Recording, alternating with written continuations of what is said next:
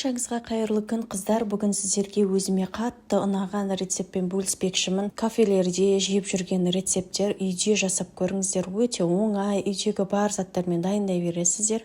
Ең алдымен брокколиді 3 минутқа және цветная капустаны 7 минутқа пісіріп аласыздар. Қайнап тұрған суға тұз салып пісіріп аласыздар. Одан кейін қиярымызды видеода көріп тұрғандай етіп кесетін боласыздар. Ірі ұзынша етіп кесесіздер. Мен 2-3 штугын пайдаландым. Қыздар, басқада брокколидан, цветная капустадан салаттың рецептісін іздеп жүрсеңіздер, менің YouTube каналымда бар.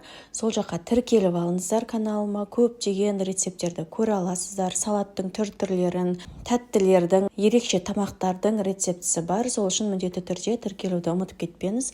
Одан кейін помидорымызды тураймыз, 1 штук болгар бұрышын тураймыз, сәбізімізді теркадан өткіземіз. Қыздар, қазақша каналдың дамуына өзіңіздің үлесіңізді қоса отырыңыз, ол үшін тіркелуді ұмытып кетпеңіз.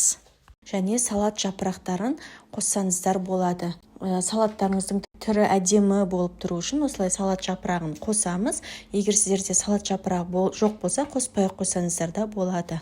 Және кез келген ас көк түрін пайдалансаңыздар болады.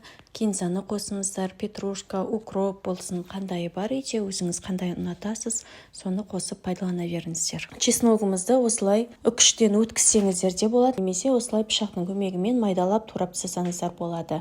Менің ыдысым кішкентай болғаннан кейін араластыруға ыңғайлы болсын деп үлкен ыдысқа аударып салдым.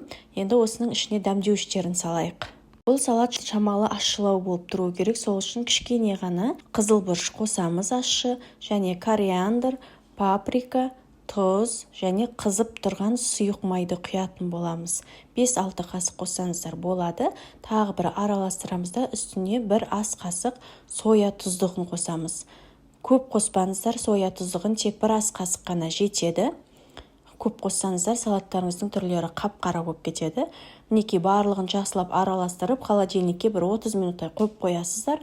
Тұзы, бұрышы, барлығы салатқа сіңеді және салат салқын болған кезде өте дәмді болады. Міндетті түрде жасап көріңіздер, сіздерге ұнайды деген ойдамын. Пайдалы, дәмді салат.